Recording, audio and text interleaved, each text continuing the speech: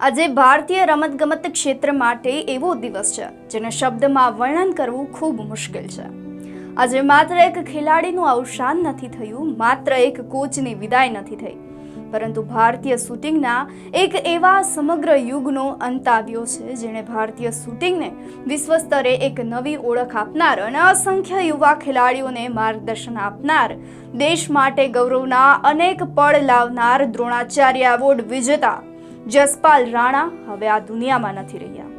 માત્ર 49 વર્ષની વયે તેઓ આ દુનિયાને અલવિદા કહી અને રમતગમત ક્ષેત્રને એક ખોટ આપીને જતા રહ્યા છે। એક એવા ખેલાડીની વિદાય થઈ છે જેણે તિરંગાને સતત આંતરરાષ્ટ્રીય મંચ પર લહેરાવ્યો છે। એક એવા કોચની વિદાય થઈ છે જેણે અનેક ચેમ્પિયન્સ ઘડ્યા છે। એક એવા માર્ગદર્શકની વિદાય થઈ છે જેનું જીવન દેશ માટે સમર્પિત રહ્યું છે। ભારતીય શૂટિંગને વિશ્વ મંચ પર ગૌરવ અપાવનાર, દેશ માટે અસંખ્ય મેડલ જીતનાર અને પોતાના માર્ગદર્શનથી નવી પેઢીના ચેમ્પિયન ઘડનાર દ્રોણાચાર્ય એવોર્ડ વિજેતા જસપાલ રાણા હવે આપણી વચ્ચે નથી રહ્યા।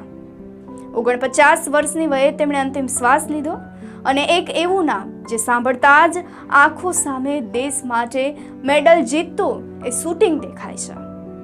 એક એવો કોચ દેખાય છે જે પોતાના ખેલાડીઓને સફળ બનાવવા માટે દિવસ રાત મહેનત કરતો હતો। અનેક એવા દેશભક્તો દેખાય છે જેના માટે ભારતનો તિરંગો જ સર્વસ્વ હતો। તો ચાલો તમને પણ લઈ જાઓ જસપાલ રાણાની પ્રેરણાદાયી સફર પર। એક એવા સામાન્ય યુવકથી આંતરરાષ્ટ્રીય ચેમ્પિયન સુધીની તેમની સફર જોઈએ। એક ખેલાડીથી દ્રોણાચાર્ય સુધીની તેમની સફર। એક એવા મહાન વ્યક્તિની કહાની જે આજે ભલે આપણી વચ્ચે નથી રહ્યા, પરંતુ આવનારી પેઢી માટે હંમેશા જીવંત રહેશે। તો ચાલો જાણીએ તેમની જીવન યાત્રા, સિદ્ધિઓ અને ભારતીય રમતગમત જગત પર તેમની અવિસ્મરણીય છાપ। નમસ્કાર, આપ જોઈ રહ્યા છો HD ન્યૂઝ અને હું છું આપની સાથે વલ્લરી વ્યાસ। દરેક મહાન કહાનીની શરૂઆત એક નાના સપનાથી થતી હોય છે। જસપાલ રાણાની કહાની પણ કંઈક એવી જ છે। નાની ઉંમરથી તેમની અંદર કંઈક અલગ કરવાની ભાવના હતી, અલગ કરવાની જિજ્ઞાસા હતી। જ્યારે અન્ય બાળકો સામાન્ય રમત રમવામાં વ્યસ્ત રહેતા હતા, ત્યારે જસપાલનું મન નિશાનેબાજી તરફ ખેંચાતું હતું। અવિરત મહેનત, અડગ વિશ્વાસ, આત્મવિશ્વાસ અને દેશ માટે કંઈક કરવાની જ્વાળા, આ ત્રણ બાબતોએ તેમને સામાન્ય ખેલાડીમાંથી અસાધારણ ખેલાડી બનાવી દીધા હતા। તે સમયે તેઓ હતા જ્યારે ભારતમાં શૂટિંગ રમતને આજ જેવી લોકપ્રિયતા નહોતી મળી। સુવિધાઓ ઓછી હતી, સંસાધનો મર્યાદિત હતા, પણ સપના ખૂબ મોટા હતા। જસપાલ રાણાએ ક્યારેય બહાના બનાવ્યા નથી। તેમણે માત્ર એક જ લક્ષ્ય રાખ્યું છે, ભારત માટે જીતવાનું, આંતરરાષ્ટ્રીય મંચ પર ભારતનું ગૌરવ વધારવાનું। અને 1990ના દાયકામાં જ્યારે ભારત શૂટિંગમાં પોતાની આગવી ઓળખ તેઓએ બનાવી હતી, ત્યારે જસપાલ રાણા વિશ્વ મંચ પર ભારતનો ધ્વજ ગૌરવથી લહેરાતો જોઈ રહ્યા હતા। દરેક સ્પર્ધામાં, દરેક ટાર્ગેટ પર, દરેક શોટ પર તેઓ ભારતનું નામ ઊંચું કરતા રહ્યા।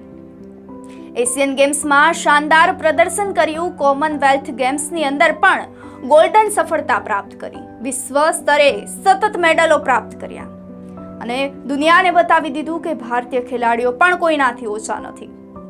તિરંગો લહેરાતો, રાષ્ટ્રગાન ગવાતું, ત્યારે જસપાલ રાણાની આંખોમાં ગૌરવના આંસુ દેખાતા, હૃદયમાં શાંતિ જોવા મળતી, મન ફરી એકવાર દેશ માટે કંઈક કરી છૂટવાના પાથ તરફ આગળ દોડતું દેખાતું।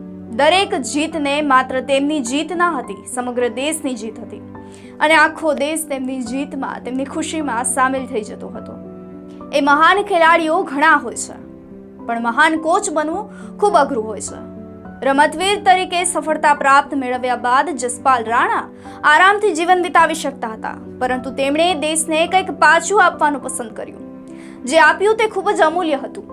તેમણે પોતાના અનુભવો નવી પેઢી સુધી પહોંચાડવાનો નિર્ણય કર્યો।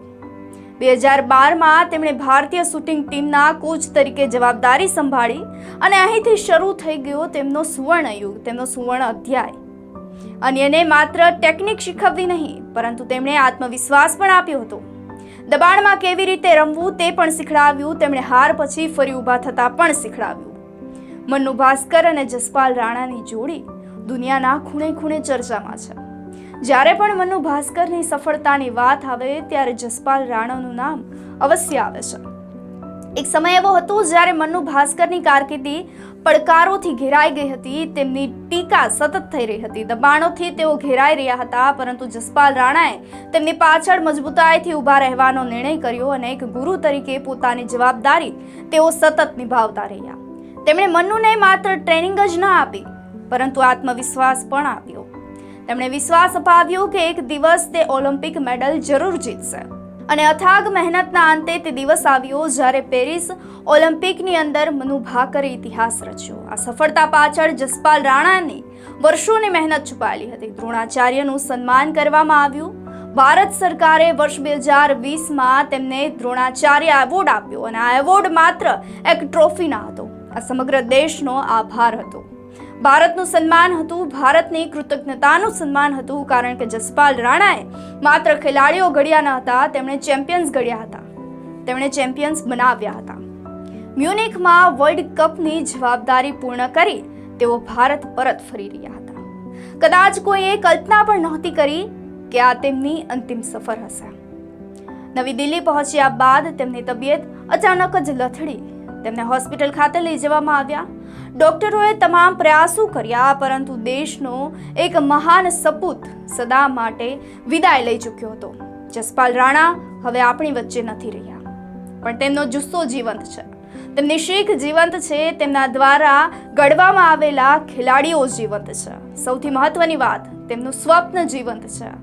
ભારતને વિશ્વની શ્રેષ્ઠ શૂટિંગ શક્તિ બનાવવાનું તેમનું સ્વપ્ન. આજે સમગ્ર દેશ તેમની સામે નતમસ્તક છે. ભારતીય રમતગમતના આ મહાન યોદ્ધાએ આ દુનિયાને અલવિદા કહ્યું છે, ત્યારે અમારી તેઓને ભાવભીની શ્રદ્ધાંજલિ છે.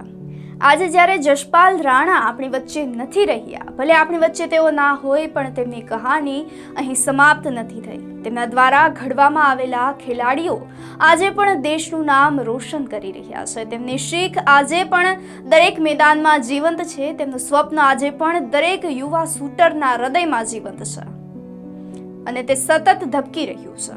ભારતીય શૂટિંગના આ મહાન યોદ્ધાને સમગ્ર દેશ નમન કરે છે. તેમનું યોગદાન, તેમનું સમર્પણ, તેમનો જુસ્સો હંમેશા દેશ યાદ કરશે. આપ જોતા રહો HD. નમસ્કાર.